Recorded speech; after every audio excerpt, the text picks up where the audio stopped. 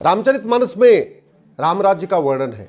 उत्तरकांड में गोस्वामी जी लिखते हैं, दैहिक दैविक भौतिक तापा राम राज नहीं काहू व्यापा। यानी राम राज्य में किसी को दैहिक कष्ट नहीं था, किसी को दैविक कष्ट नहीं था, किसी को भौतिक कष्ट नहीं था। तीन प्रकार के कष्ट होते हैं, दैहिक दैविक भौतिक। दैहिक कष्ट वो होता है जो खुद ही हम पैदा कर लेते हैं। दैविक कष्ट होता है जो हमें प्रकृति से मिलता है, और भौतिक कष्ट होता है जो हमें दूसरे देते हैं। मैं उदाहरण के लिए बताता हूं, जो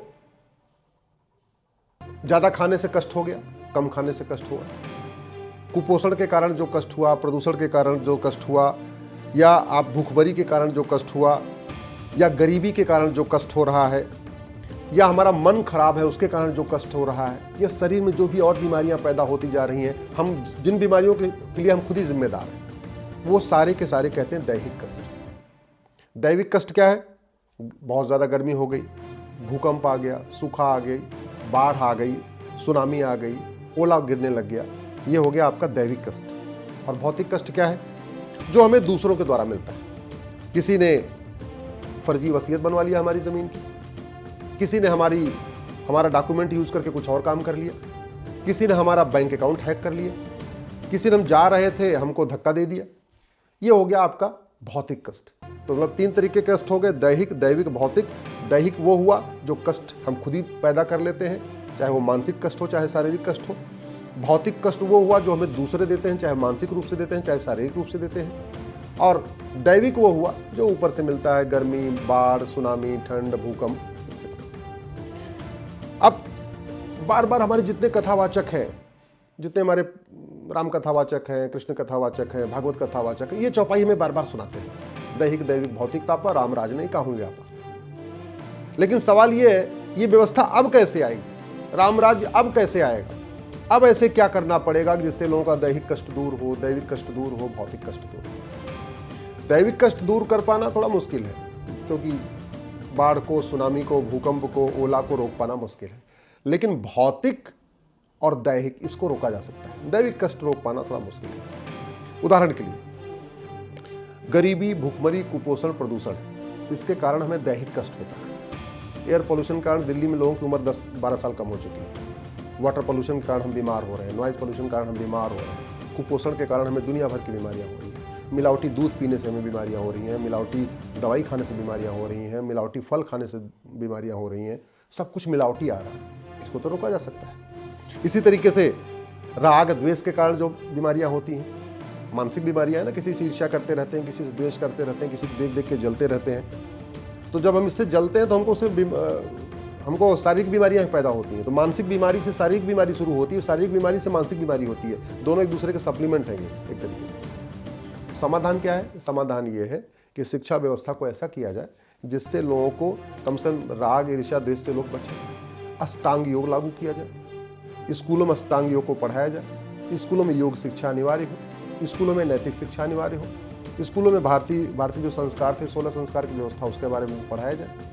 उससे हमारे दैहिक कष्ट भी कम होंगे, हमारे दैविक कष्ट भी होंगे। एक और है, दैहिक कष्ट किससे आ रहा है? भूखमरी के कारण, कुपोषण के कारण, प्रदूषण के कारण। हम चाहते हैं हम अच्छा भोजन करें, नहीं हम भोजन मिल पा रहा, हमें मिलावटी मिल रहा है। हम चाहते हैं शुद्ध दूध पीने, लेकिन हमें नहीं मिल रहा है, मिलावटी मिल रहा है। हम चाहते हैं हम शुद्ध दवा खाएं, लेकिन हमको नकली दवा मिल रही है।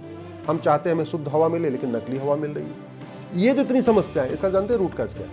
भारत में खास तौर पे वो है पॉपुलेशन एक्सप्लोजन। जमीन 2% है, जनसंख्या 20% हो गई है, तो जमीन कम पड़ गई है। पानी हमारे पास दुनिया का 4% है, जनसंख्या 20% हो गई है, तो शुद्ध पानी नहीं मिल पा रहा है। अब 2% जमीन पे 20% लोग रहेंगे तो हवा गंदी होगी। दैहिक कष्ट दूर करने का तरीका है शिक्षा में संस्कार हो, कानून का खौफ हो। इसी तरीके से जो भौतिक कष्ट होता है, भौतिक कष्ट दूसरे देते हैं। दूसरा कैसे दे रहा है? शराब पी के गाड़ी चला रहा है, उसने आपको ठोक दिया, शराब उसने पिया, गाड़ी उसने गड़बड़ चलाई और मारे गए आप, हाथ पैर आपका टूटा। ये हुआ है, ये आपका है भौतिक कष्ट।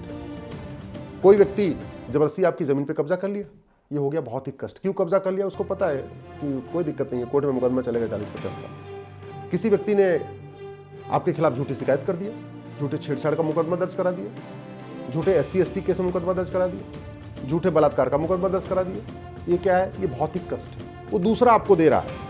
वो झूठी शिकायत करके आपको कष्ट दे रहा है, झूठी गवाही करके आपको कष्ट दे रहा है, झूठा मुकदमा लिखवा के आपको कष्ट दे रहा है, पुलिस वाले जो है पैसा लेके आपके खिलाफ झूठी चार्जशीट फाइल कर दे रहे हैं, इसलिए आपको कष्ट हो रहा है, कोर्ट में आपको तारीख पे तारीख मिलती जा रही है, तारीख पे तारीख मिलती जा रही है, उससे आपको भौतिक कष्ट हो रहा है। तो ये जो भौतिक कष्ट है, इसका भी मूल कारण क्या है? शिक्षा में संस्कार नहीं है, कानून का खौफ नहीं है। दैहिक कष्ट का मूल कारण क्या है? शिक्षा अच्छी नहीं है, कानून का खौफ नहीं है। इसलिए मैं कहता हूँ राम राज्य फिर स्थापित हो सकता है। दुनिया के कई देशों में राम राज्य है, सिंगापुर में राम राज्य है, इवन दुबई में भी आजकल राम राज्य चल रहा है, जापान में भी राम राज्य है, न्यूजीलैंड में भी राम राज्य है, डेनमार्क में भी राम राज्य है, फिनलैंड में भी राम राज्य है। दुनिया के कई देशों में सतयुग चल रहा है, लोग झूठ बोलते ही नहीं है। भारत में भी आ सकता है। क्या करना पड़ेगा? आपको पहले तो वैदिक गुरुकुल शिक्षा व्यवस्था लागू करना पड़ेगा 10वीं तक। दूसरा क्या करना पड़ेगा? भारतीय चिकित्सा व्यवस्था को प्रमोट करना पड़ेगा। जैसे शिक्षा माफियाओं ने पूरे एजुकेशन सिस्टम को हाईजैक कर लिया है और मैकाले सिस्टम को ही प्रमोट कर रहे हैं जिससे कि आप कोचिंग करो आके, वैसे ही फार्मा माफियाओं ने पूरे आपकी चिकित्सा व्यवस्था को प्रमोट कर लिया है। दूसरे शब्दों में कह सकते हैं कि एजुकेशन माफियाओं ने एजुकेशन मिनिस्ट्री को हाईजैक कंट्रोल कर लिया है और फार्मा माफियाओं ने हेल्थ मिनिस्ट्री को आपको कंट्रोल कर लिया है। वो आपको ठीक से भारतीय चिकित्सा व्यवस्था को प्रमोट करने नहीं दे रहे, वो यम नियम का पालन आपको करना बता ही नहीं रहे। तीसरा, आपको दैहिक कष्ट तब दूर होगा, भौतिक कष्ट तब दूर होगा जब समान नागरिक संहिता होगी। शिक्षा में संस्कार के बाद फिर कानून का खौफ। कानून खौफ कैसे आएगा? जब एक यूनिफॉर्म पुलिस कोड होगा, यूनिफॉर्म एडमिनिस्ट्रेटिव कोड होगा, यूनिफॉर्म जुडिशियल कोड होगा, यूनिफॉर्म एविडेंस कोड होगा। कानून का खौफ तब पैदा होगा जब झूठ बोलना गंभीर अपराध होगा, झूठी शिकायत करना गंभीर अपराध होगा, झूठा मुकदमा लिखवाना गंभीर अपराध होगा, झूठी जांच करना गंभीर अपराध होगा, झूठी गवाही देना गंभीर अपराध होगा, झूठा फैसला देना गंभीर अपराध होगा। जज झूठा फैसला देते जाते हैं पैसा ले लेके, कोई फर्क ही नहीं पड़ता, उनको पता कोई अकाउंटेबिलिटी नहीं है। जो फैसला देंगे, आदमी जब परेशान है वो हाईकोर्ट जाएगा। आज तक किसी भी जज को झूठा फैसला देने के कारण, पैसा लेके गलत फैसला देकर किसी को सजा नहीं हुई है। क्यों? क्योंकि हमारे कानून ही नहीं बनाया हमने। दैहिक कष्ट तब दूर होगा, भौतिक कष्ट तब दूर होगा जब आप फर्जीवाड़ा रोकेंगे। जब फर्जी आधार बनाना बनवाना, फर्जी राशन कार्ड बनाना बनवाना, फर्जी डॉक्यूमेंट बनाना बनवाना, फर्जी एज सर्टिफिकेट बनाना बनवाना, फर्जी इनकम सर्टिफिकेट बनाना और बनवाना, फर्जी विरासत बनाना बनवाना, फर्जी पट्टा बनाना और बनवाना, फर्जी वसीयत बनाना और बनवाना, इसको गंभीर अपराध घोषित करेंगे, तब दैहिक कष्ट के साथ साथ आपका भौतिक कष्ट भी दूर होगा। तो दैहिक कष्ट दूर हो, भौतिक कष्ट दूर हो, इसके लिए ज़रूरी है आपके पास एक समान धर्मस्थल संहिता हो। दैहिक कष्ट तब दूर होगा, भौतिक कष्ट तब दूर होगा जब आपका एक पुलिस चार्टर हो कि 1 घंटे के अंदर मुकदमा लिखना है, 1 महीने के अंदर जांच पूरी करना है। एक जुडिशियल चार्टर हो, मुकदमे का फैसला साल भर में करना है। शिक्षा में मैंने फिर से कहा, बीमारियों के समाधान एक ही है, समस्याओं का समाधान शिक्षा में संस्कार, कानून का खौफ। तो ये दैहिक कष्ट तब दूर होगा, भौतिक कष्ट तब दूर होगा जब लोगों को इतना खौफ होगा कि अगर मैं गलत करूंगा तो मुझे भारत की मेरी सिटीजनशिप खत्म हो जाएगी, मैं गलत करूंगा तो मेरी 100% प्रॉपर्टी जब्त हो जाएगी, मैं गलत करूंगा तो मुझे 6 महीने साल भर के अंदर सजा मिल जाएगी। तब दैहिक कष्ट दूर होगा, भौतिक कष्ट दूर होगा।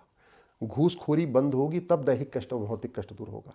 लोगों को दैहिक कष्ट और भौतिक कष्ट है घूसखोरी के कारण, कमीशनखोरी के कारण, जमाखोरी के कारण, मिलावटखोरी के कारण। लोगों को जो दैहिक कष्ट चल रहा है और भौतिक कष्ट चल रहा है वो मुनाफाखोरी के कारण चल रहा है, वो कालाबाजारी के कारण चल रहा है। जो दैहिक कष्ट चल रहा है, भौतिक कष्ट चल रहा है, वो नशा तस्करी के कारण चल रहा है, मानव तस्करी के कारण चल रहा है। जो दैहिक कष्ट चल रहा है, भौतिक कष्ट चल रहा है, वो इस सड़ी हुई न्यायिक व्यवस्था के कारण चल रहा है, सड़ी हुई पुलिस व्यवस्था के कारण चल रहा है, सड़ी हुई प्रशासनिक व्यवस्था के कारण चल रहा है। केवल 2 काम हो जाए, शिक्षा में संस्कार, कानून का खौफ, 10वीं तक सबके लिए समान शिक्षा हो जाए और कानून का खौफ यानी जस्टिस विद इन ईयर लागू हो जाए। मैं गारंटी के साथ कहता हूँ भारत में फिर से राम राज्य आ जाएगा। और ये जो चौपाई है ना, दैहिक दैविक भौतिक तापा राम राज नहीं काहू व्यापा, इसमें दैविक की गारंटी तो मैं नहीं ले सकता, लेकिन दैहिक कष्ट और भौतिक कष्ट, ये दोनों कष्ट खत्म हो जाएंगे और लोग फिर से ऐसा महसूस करेंगे जैसा लोग डेनमार्क में महसूस करते हैं, जैसे लोग न्यूजीलैंड में खुश हैं, डेनमार्क में खुश हैं, फिनलैंड में खुश हैं, सिंगापुर में खुश हैं, जापान में खुश हैं, इवन दुबई में जैसे खुश हैं, ऐसे भारत में भी सब खुश हो जाएंगे। इस वीडियो को अधिक से अधिक शेयर करिएगा। और आगे से मैंने तय किया है कि अब रामचरितमानस से एक चौपाई की चर्चा हम आपसे करेंगे और वो चौपाई का मतलब क्या है और कैसे वो दोबारा लागू हो सकता है, इस पर हम आपसे बात करते रहेंगे।